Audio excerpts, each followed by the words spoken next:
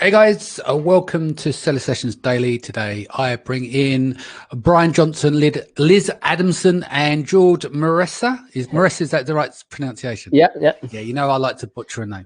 So happy Friday, everyone. Obviously, no one's going to be going out this Friday, so you're probably going to go to Costa del front room to the balcony or to the garden. But it's a nice sunny day here in London. We're going to do here is the part 2 of our PPC this week. We're going to focus this more on today, because we've done it on Tuesday.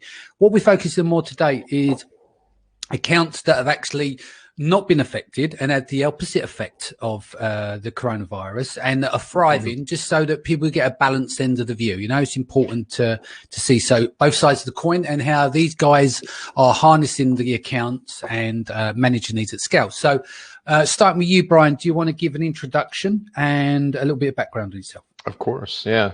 So my name is Brian Johnson. I am with Canopy Management, which is a full-service ad agency for brands that sell on Amazon. I've been doing this probably as long as George and Liz. For a while now. And so, we definitely see a huge difference, not only from our software side as well as from the agency side. Yeah, there's ups and downs. I like to say as simple as a third, but some wild spikes up and down, a lot more panic and reaction. I think it's kind of the overview. Okay. And George, do you want to give an introduction to yourself as well? Sure, yeah. So I'm based here in London. I've been in paid advertising since 2009, set up the company in 2011. We primarily started on Google. Now we focus most of our attention on Amazon advertising, have done so for a few years. We've just seen some insane numbers. I've never seen spikes on Amazon as I have seen in the last 2 or 3 weeks. It's been crazy. Cool. And Liz, welcome back. I haven't seen you for a bit, but happy to have you back on the show. Yeah, thanks for having me again, Danny. I'm Liz Adamson. I run Agility. We're based just out of Utah, or just outside of Salt Lake City in Utah. I've been working at Amazon Seller since 2011, focusing on PPC, digital ads, in the Amazon space as well as DSP. Excellent. Right, George, I'm going to kick off with you first, and then we're going to go around the room. I asked you to get some notes together, and it's huge. So can I start with you? You run through your notes of some of the things and observations, and then I'll pick you off on certain questions, and I'll get the audience to start asking questions as well. We'll start to fill up the comment box, and then we'll get into those. And then what I'll do is I'll go from one person to another, but I'll keep it kind of fluid as possible. Yeah, sure. Go on. Funny enough, I've just got someone on the door. So basically, we've seen a tremendous increase in sales over the last few weeks. Like I said, we've been calling Amazon sellers and telling them to increase their budgets, but there seems to be issues with actually getting enough supplies in from their suppliers to even keep up with the demand. It's just been incredible. We had one client I spoke to 2 days ago, and I said, look, you've been dodging our calls. ACOS is halved. We're all severely limited by budget. We want approval to get this done. And he said, George, just don't even do that right now. We can't deal with it. We're a week behind. And that's the conversations I'm having. And this is the 5th conversation I've had in the last week now. They can't deal with just the sheer demand of it. There's been one company I've seen deal with it, and sales have gone from 6 figures a month to about 7 figures a week on sponsored ads alone. Wow. And it's just been a sudden spike in sales. So seen some really interesting numbers. Cool. Okay, then carry on. So I'm going through your notes here. Let's keep elaborating on what you're sure. saying. Okay. So electronic companies as well. We're just finding that there's a kind of a surge of sales. We had one client. We weren't even doing any sponsored ads in Italy and Spain. I just took a little ganders in there, and it's just gone to hundreds of thousands a month, like this month. In sales, just general electronic companies. We had one company, we had a set 7-figure target per month to hit by the end of this year. We hit that yesterday. So we're hitting it early just because of what's happening in this space. We had another toy brand. They've just seen a 300% increase in sales this month compared to last month.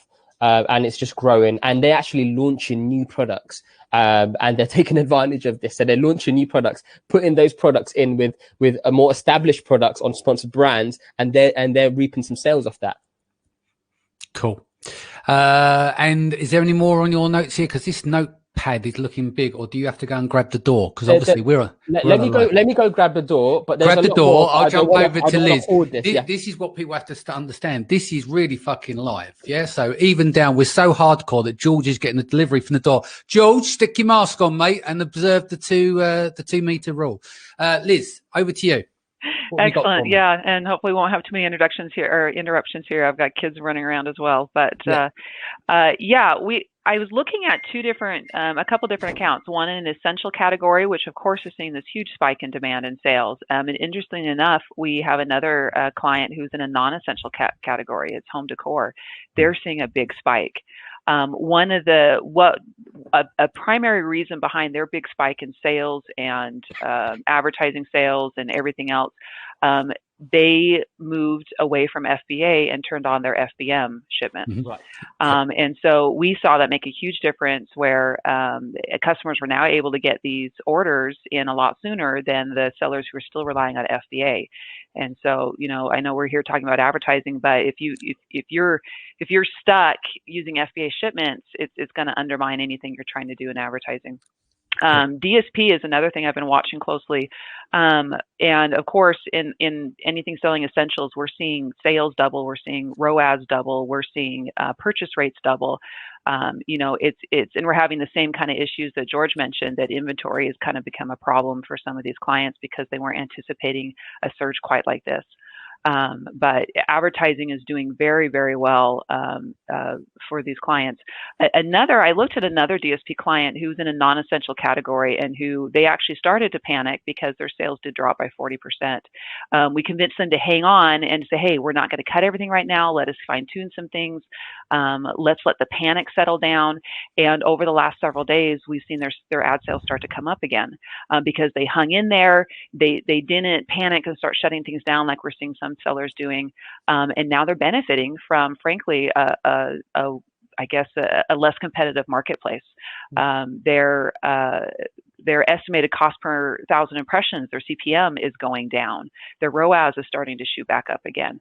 And again, all because I believe we convinced them to keep a steady head, let us do the proper optimization, let us ride out this initial craziness, and take advantage of the fact that other sellers are, quite frankly, panicking and shutting things down in some cases. Yeah, so holding your nerves key here on this. What else do you have for us there, Liz? Anything else on your list?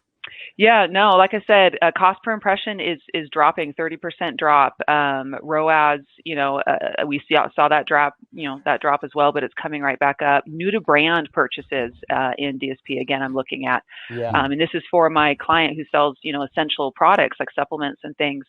Their total new to brand purchases are going up. And so you got to look at this as an opportunity to, you're pulling in new customers. They're being introduced to your brand for the first time. And so now is the time to be running these retargeting ads where people are coming in and shopping for things that perhaps they haven't shopped for before online. They're buying your product, they're viewing your product, setting up those retargeting ads so that they're being hit over and over again with those ads, especially as customers are at home more, they're on their computers more, they're possibly spending more time browsing online. And if we're using those DSP ads to follow them around the internet, so to speak, we can bring those back in and continue to increase sales over the next 30 to 60 days. Cool. Brian, let's bring you in and then we'll jump around and get a little bit from everyone. Give me some observations from you this week. Well, a lot of it's going to be kind of echoing, obviously, what George and Liz just talked about. Is certainly from a DSP standpoint, that is something we're definitely looking closely at. We've got a number of clients that we're seeing a definite uptick as far as the retargeting ads working a lot more effectively. In some product niches, not in everyone, we see where some of the competition is either run out of stock or they're not able to ship or they pull back on the advertising significantly, which a lot of advertisers did. And now it kind of opens things up. We're seeing the cost per clicks go down. We're seeing the conversion rate start to climb back up again. And Liz, you brought up a great point, is that there's that initial knee-jerk reaction where everybody panicked, and we were spending a lot of money because you figure this from the shopper psychology is they went out and they said, this is the product that I want. Then they click through the ad, they spend your money, right? They get to the listing and I going, oh wait, this is 4 weeks out. There's no way. Let me shop around and look around and see if I can find an alternative. Well, most of the shoppers have finally figured out, it's like, okay, I'm not going to find a better alternative when it comes to shipping. Or those that are, or I don't want the one that is available, maybe has a higher BSR, for instance.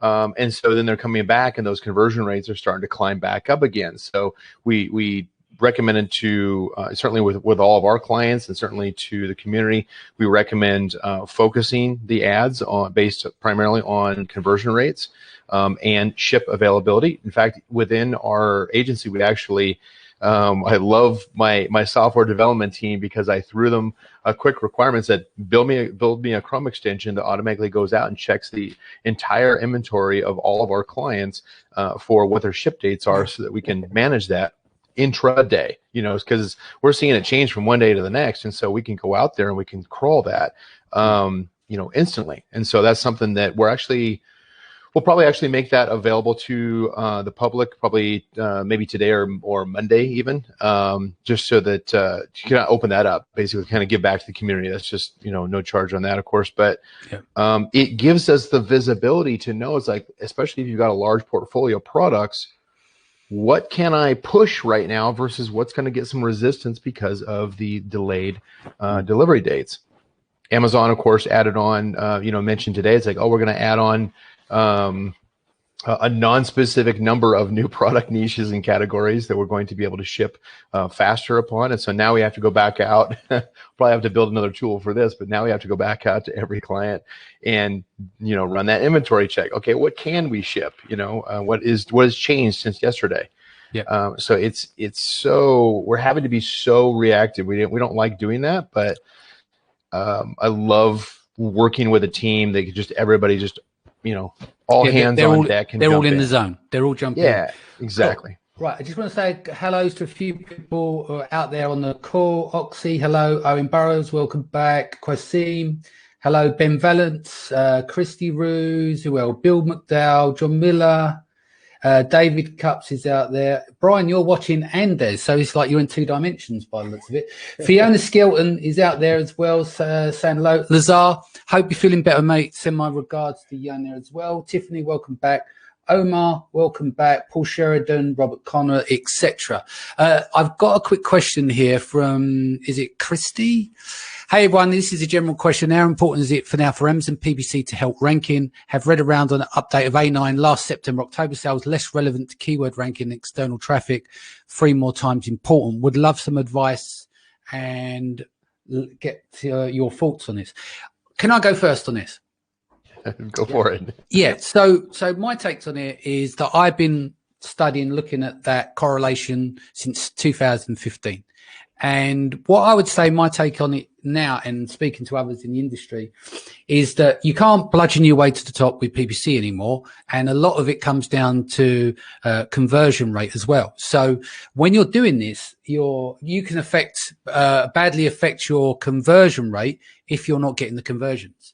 So I would say ultimately what it comes down to, if you are trying to use it for ranking, bear in mind conversion rate is going to be one of your most important metrics here. And if it is of effect, you're going to want to measure that against the data that you've got to test for your ranking, check it from different browsers, incognito mode, and all those different kinds of things. And then if that is the case, you're going to have to pull back and then review the situation and say to yourself, okay, can I improve my conversion rate? What I might do here is to improve it. You might drop the price of the product and have to eat the product cost as a consideration, or you completely pull back because it's going to do damage to your organic rank. That's just an observation I take on board as well. The second part of that, which people may skip out, and Dr. Yev Merasenko is big on this, is GeoRank. Now, we can't see this data, but I know that George pulled this up on me for DSP in Prague. I don't do DSP, so my knowledge is not high there. But once we get to that stage of, bear with me now, the availability of your inventory, depending on which warehouse it's in, right, can play a role here.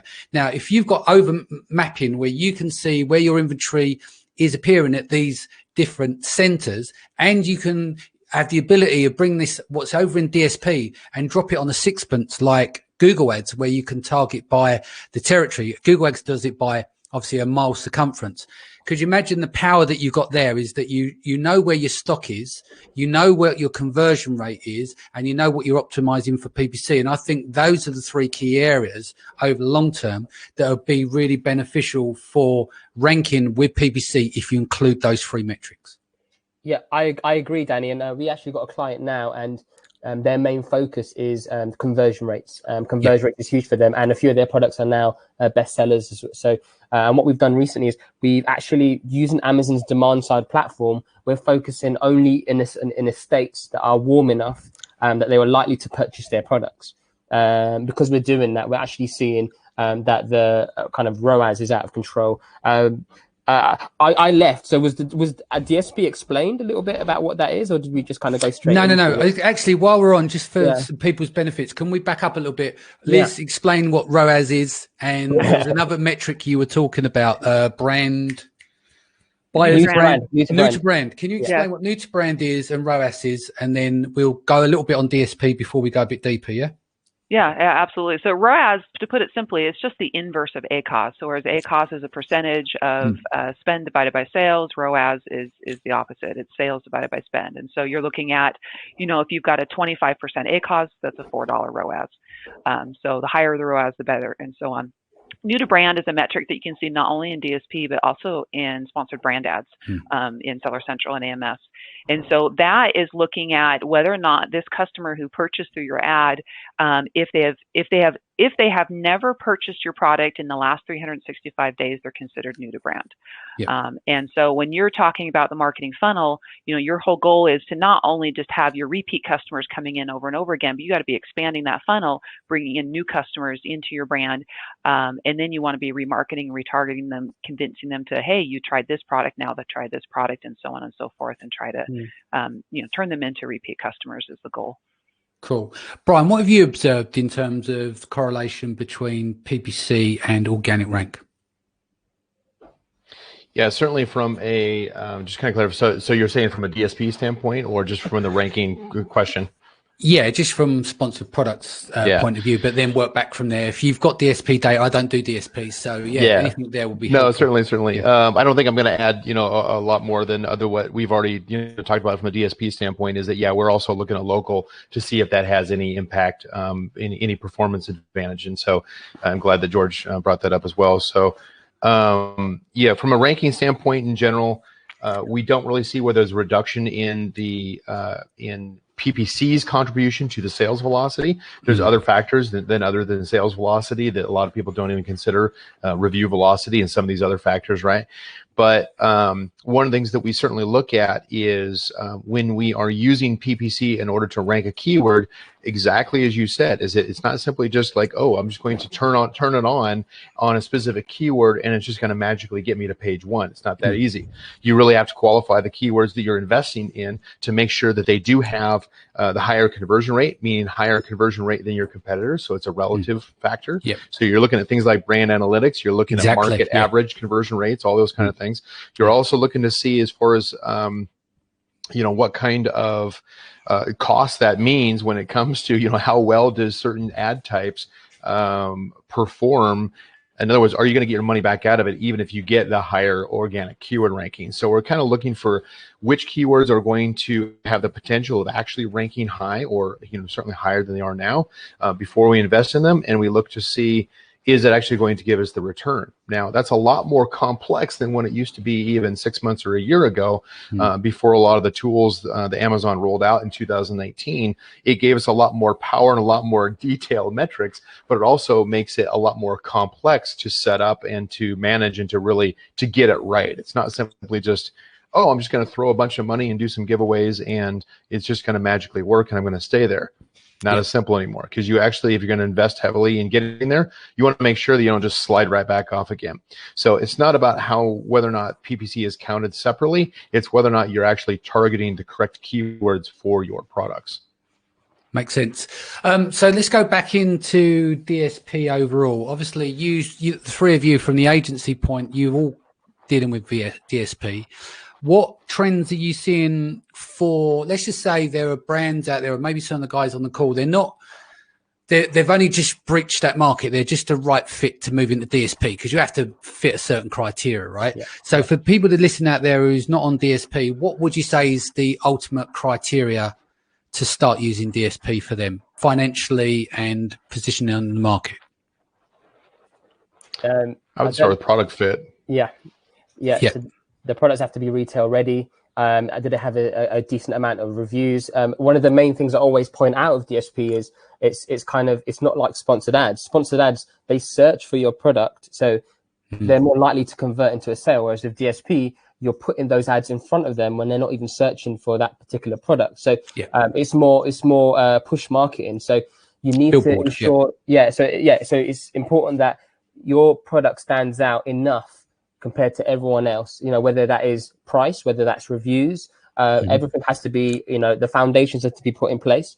Also, we always recommend at least, I don't know about you, Liz and Brian, but we always say you need to be doing at least 80,000 a month worth of sales to get the full benefit of DSP. That's what we've kind of come to that conclusion a few months back. Yeah, I think our minimums are a little bit lower than that, but we do certainly agree in order to maximize the platform, you've got to actually be an established, brand with some decent sales going. So what would you say would be looking at in terms of minimum spend? That's 80 grand a month in turnover, right? Yeah. But what would you say in terms of ad spend? What would you say your minimums? Should I take this one, or are you guys all right? So yeah, go for it. Yeah, go ahead, Josh. Yeah, go ahead. So we say around, we start people up with 3,000 a month. That's kind of the bare minimum we kind of go for. And there's been one or two occasions, I literally just got an email now saying, we can't handle the sales. Can you put it down to 2 grand? Because they've got less than 10% ACOS on it. So it's going to vary depending on the type of product as well. And at the end of the day, it's just about getting enough value from it. So we say at least 3 grand. I know Amazon asked for $35,000 over a period of time. So we tend to find with 3 grand, it's a good testing ground before you move into other areas outside of remarketing and Amazon as well. Yeah, Orange just said, is that 80K a month per SKU? No, that's the overall sales. Portfolio, So you'll be right there. You'll be out to qualify there, mate. Don't you worry. Okay, Kirsty says, this makes a lot of sense for you. Thanks for your input. This is also explain why I'm finding newer campaigns harder to get working than existing campaigns for 2018. I think she's talking about the ranking, Brian. Like we're talking about the changes and stuff. Right. Let's talk about, Brian, you do a lot about campaign history. Switching gears here. Talk to the audience about the importance of campaign history, past conversion, etc., and your observations. So things have definitely changed as far as 2019. Again, all those changes that Amazon rolled out. That was one of those things that was able to do an entire webinar just on the changes from 2019, right? But some of those things allowed us to do much more granular tuning. Certainly some of the features that introduced to campaigns, as far as like the campaign bidding strategy, changed some of the limitations that we may have had as far as whether or not it was an aged campaign or a new campaign. Primarily from an impression standpoint, is the introduction of fixed bidding strategy allowed us to kick off a manual campaign quickly, versus before it's like, oh, you're waiting 4 to 6 weeks for this thing to warm up before you can really use it. And now it's kind of like we can launch right away with the right combination of bidding strategy and placement and keyword targeting. And so I think that has definitely changed as far as the way that my philosophy is, where I used to say it's like, oh no, you're basically going to have to burn the next 4 to 6 weeks just to get the campaign warmed up. I don't lead with that anymore. I lead with like change your strategy, your launch strategy on new campaigns in order to get the most traffic right away. Now, it is not going to necessarily have the best click-through rate or conversion rate which is a more mature campaign typically has, primarily because if you're optimizing on a regular basis, you're tuning everything, bids, match types, placements, auto-targeting groups, whatever the case is. You've got so many options now to tune it and to do incremental tuning that a more mature product has probably already gone through that life cycle of all these iterations of optimization that we do on a regular basis. Yeah. So for that advantage, most from our perspective, most mature campaigns perform at a high level versus new campaigns are not a showstopper for us. We just have to change the strategy temporarily during a launch, for instance. Yeah. Liz, what about you? How do you handle it? Similar to Brian? Yeah, we've seen manual campaigns definitely ramp up a lot faster than they used to, and a lot of that is just being really smart about that keyword research and what you're targeting too. I still see so many mistakes from sellers where they're either using only one match type instead of testing all three, or you're using broad, and that's just way the conversion rates on that are just way too low. And so being smart about building those campaigns, that's where you're going to have a strong start, is making sure you've got a smart structure, making sure you've got smart keywords, and not just throwing the spaghetti against the wall, so to speak. Yeah. Do you want to add anything before we move on, George? Yeah, and this is to ranking, right? No, we're talking about campaign history and the importance of campaign history and the effects. Actually, I do have a point, kind of a little bit different here. I spoke to an account, a seller 3 weeks ago, and this is what I call a unicorn account. She literally jumped onto Amazon in December. And she's like, I would like your management service. I said, look, you're new to this. It's going to be hard for us to kind of get much done. And she, in her first month, she did 25,000 in sales, right? She didn't know really what she was doing, but she had a product, right, that not many people had, right? So she had a very unique product, and it ranked. And another point I want to put into this is also market share. And this is something we've been carefully keeping an eye on recently. So what is your market share in the space? We use a cool tool called Totalytics. I'll put that onto the group here. It's a really cool tool where you put in your ASIN, and then it finds every other ASIN similar to yours, right? And then it keeps updating you anytime any new products are added to the product. So in essence, it will show you like you might have a 15% market share this week, but the next week 5-6 different people come in. They've got an aggressive launching strategy. They eat into your market share. So it's not necessarily that your ranking's bad. It's not necessarily that your performance is bad. It's just that it's become far more competitive. And that's what we're finding. So this tool allows us to actually see and step back and have a kind of gauge the market space to see where is this product. I mean, literally, I had another call today with another guy. He's got this incredibly unique product. It's an outdoor product. And even during this time, he's selling out of stock. And he's not in essentials, like literally not in essentials. And it's because he's one of the only guys doing this in the UK right now.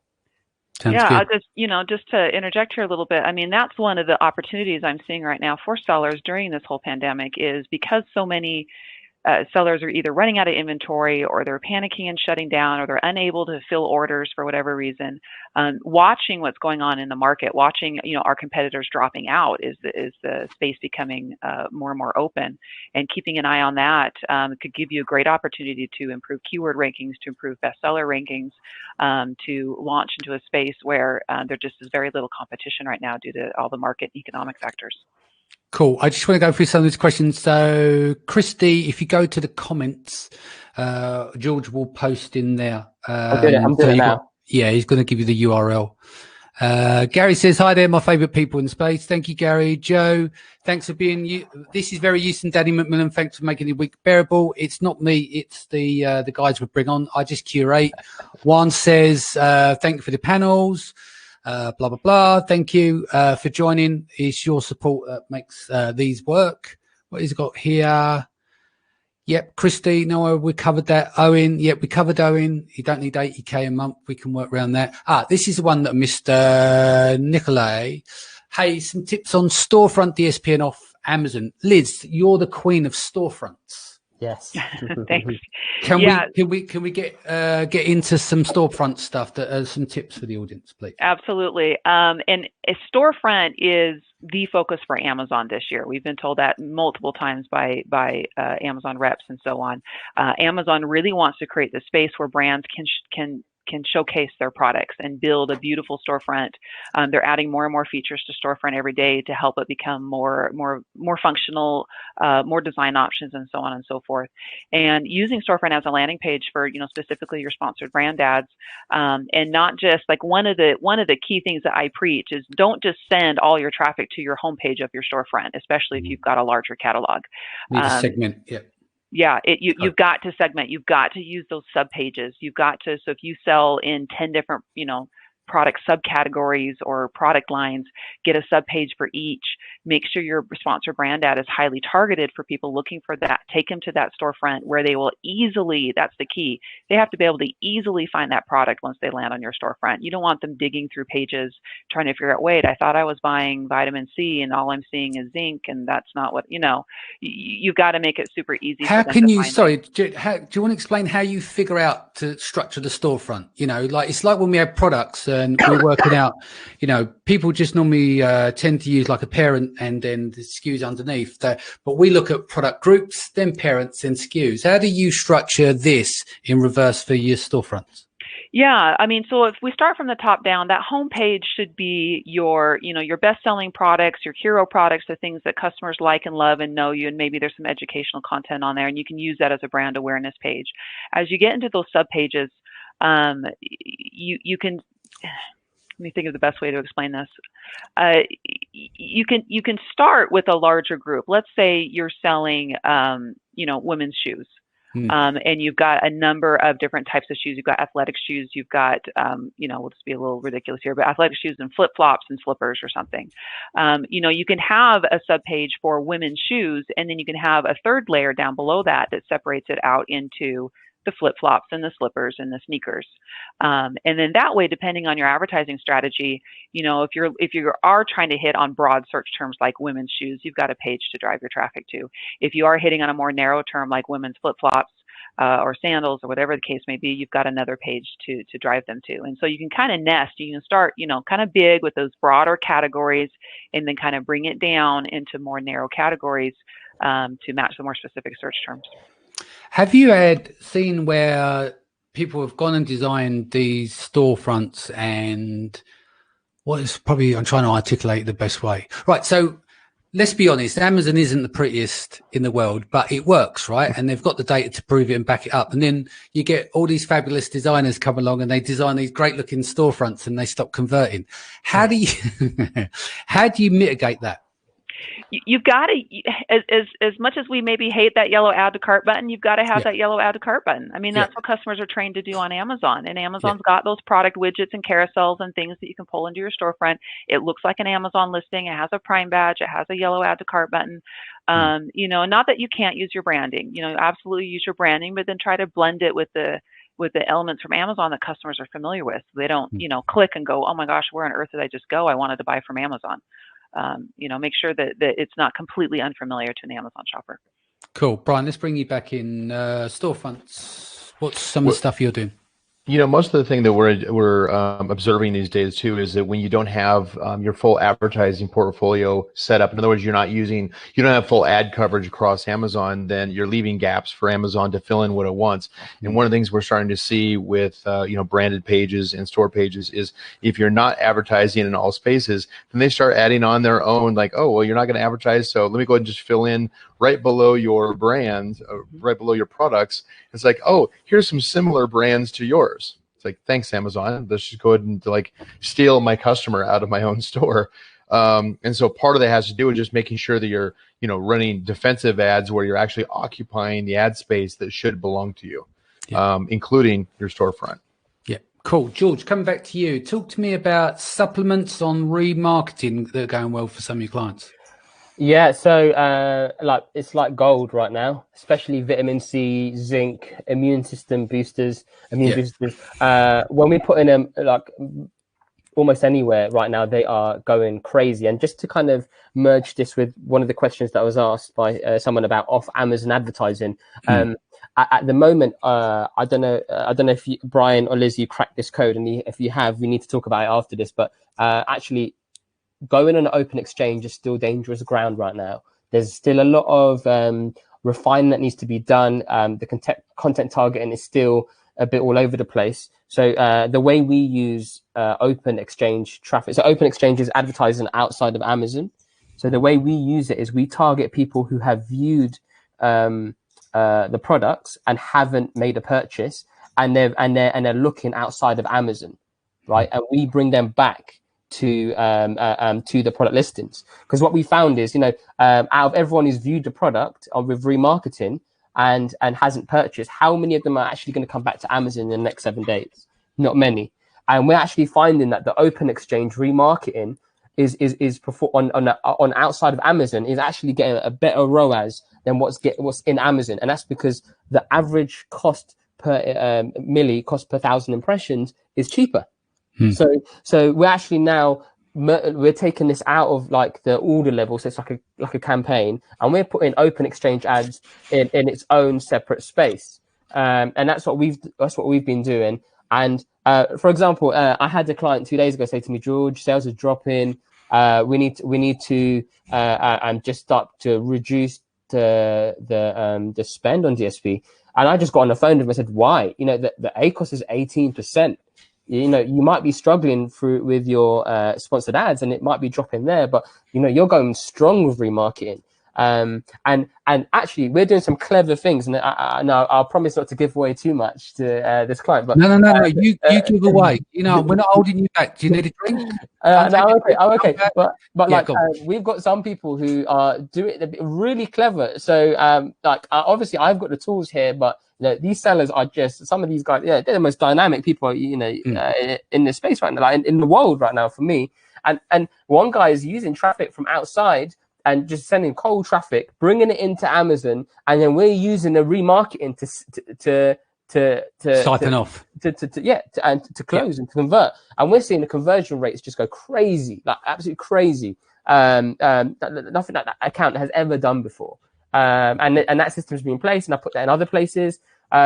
There's okay. So another thing that we started doing, the delivery rates, right? The delivery dates has gone back to the end. Go on, George. Keep spilling. I'm listening. Go on. Right. The delivery dates have gone back to the end of April. We got one or two accounts, right? They're fulfilled by merchant, right? We take every ad, right? We take every other product, right, that can't deliver on time, and we just advertise to their audience. Yeah.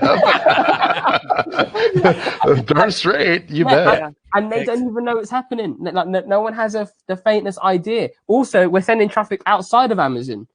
We're sending people who have viewed the products outside of Amazon to their storefront so they can own their businesses, especially like supplements, because these are like people who have purchased the product. They're more likely to buy it again. So we're sending this traffic outside of Amazon. And I don't know if some of you have noticed, but actually, if you fulfill your products with Amazon, with your Shopify store, they still deliver within a few days. So like it's crazy. So like there's still some gaps, and like some of these guys I'm working with, they're finding these gaps, and they're managing to use DSP in ways I've never even thought about using it. So it's just really interesting. I know this is not a nice time. I know this is like a really kind of, there's a lot of stuff going on in the world. But no, it's important, George. Listen, it's important because we've already I like to show both sides of the coin, so it doesn't always look shiny all the time. We've done Tuesday's call.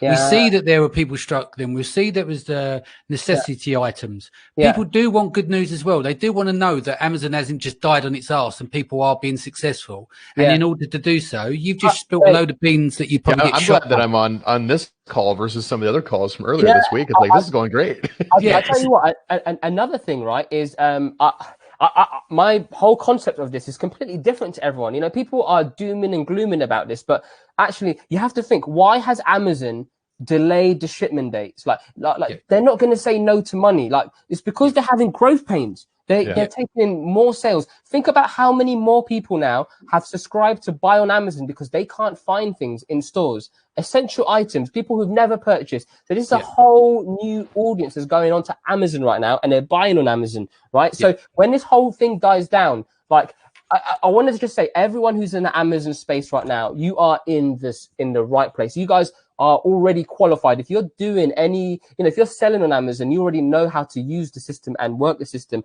and just stick it out there, because when this whole thing dies down.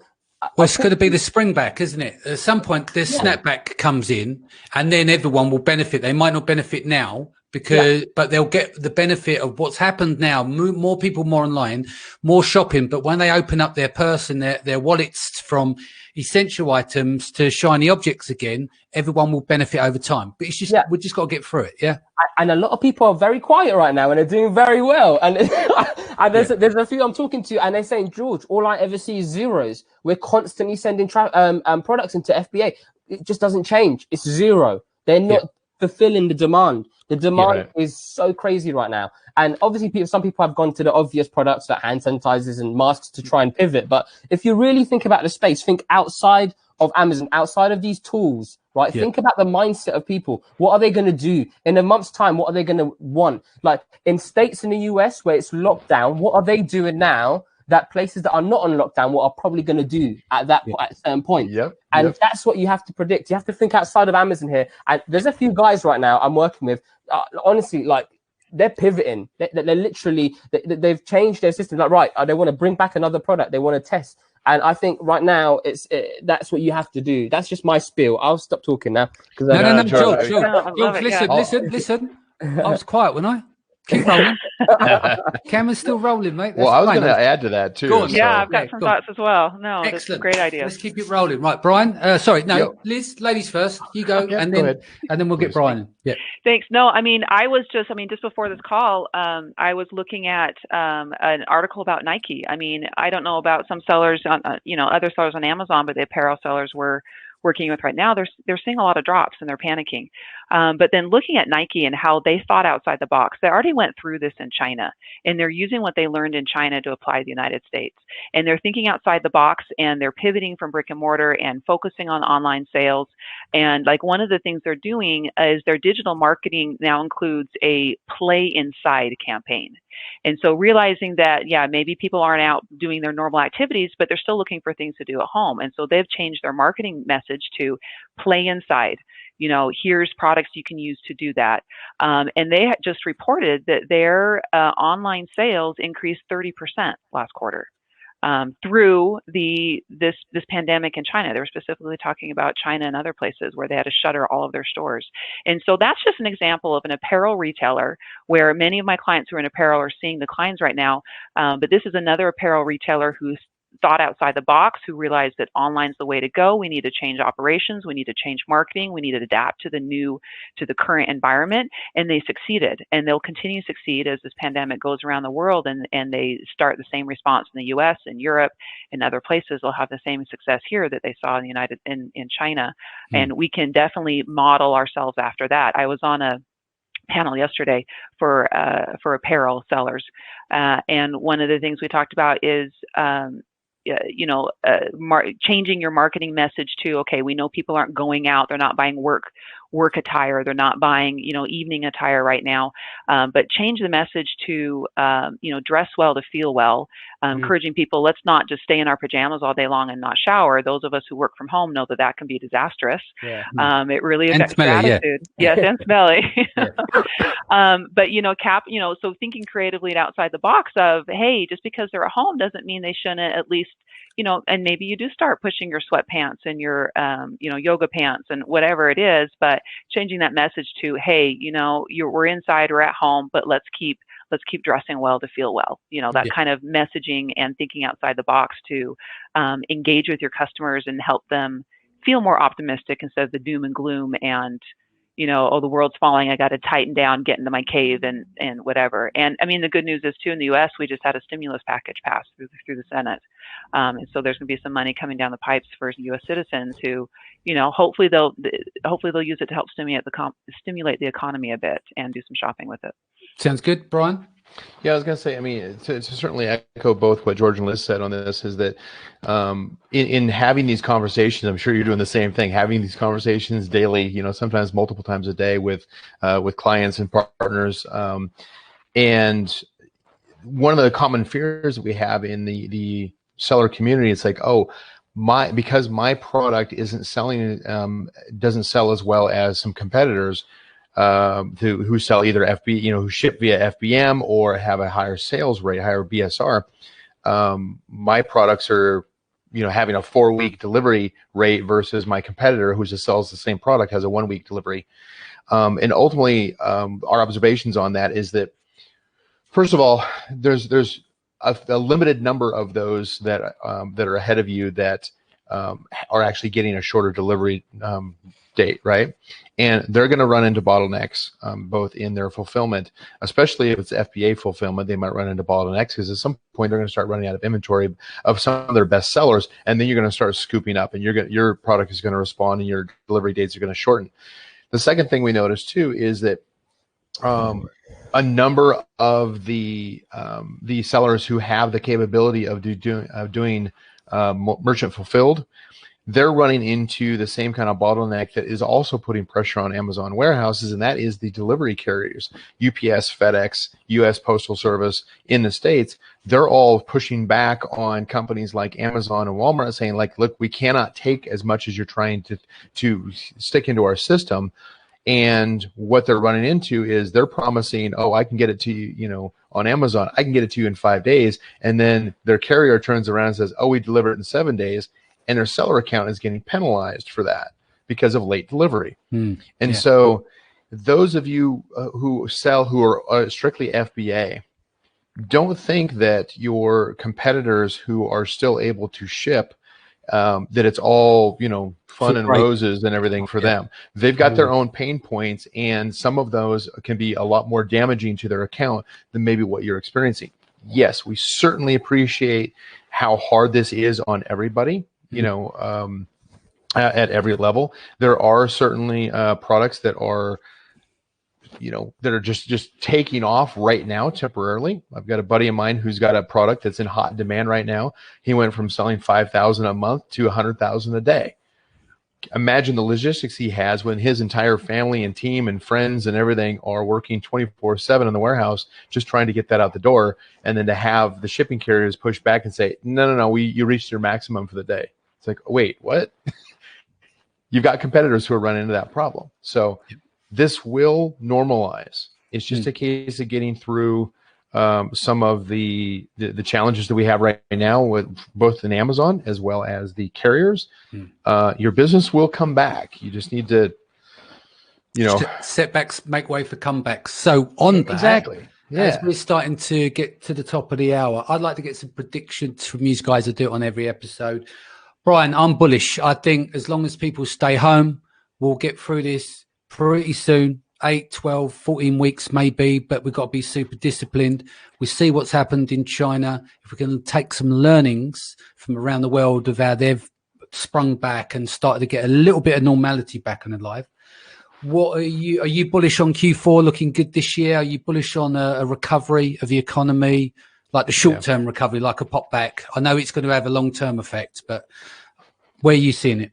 Yeah, I'm not blind to the fact is that there will certainly be a long-term economic effect in some industries. Yeah. But I can one of the things or a couple of things that I know that I've seen again and again in past instances, not similar to this necessarily, but one is a level of compassion. In other words, where local businesses and agencies are deferring rent and, allowing, a delay in payment, basically making it softer of an effect on their customers and the business owners so that they can maintain a level of employment with their staff to carry that on. Does it hurt? Of course it hurts. But it is, people are stepping up from a standpoint. It's like, okay, I understand everybody's in pain. Let's go ahead and help ease that pain, whatever we can do on our part.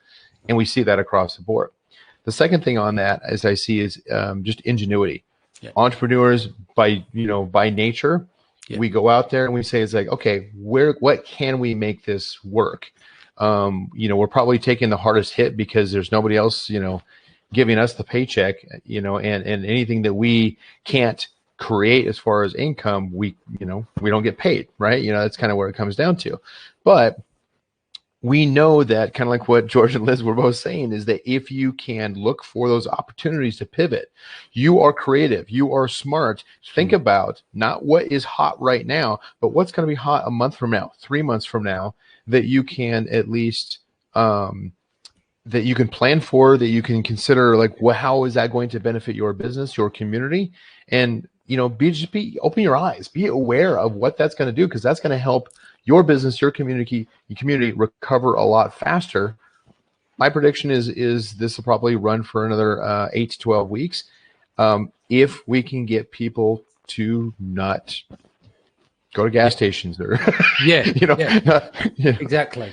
Stay at home. George, are you bullish? Where are you going with it? I am.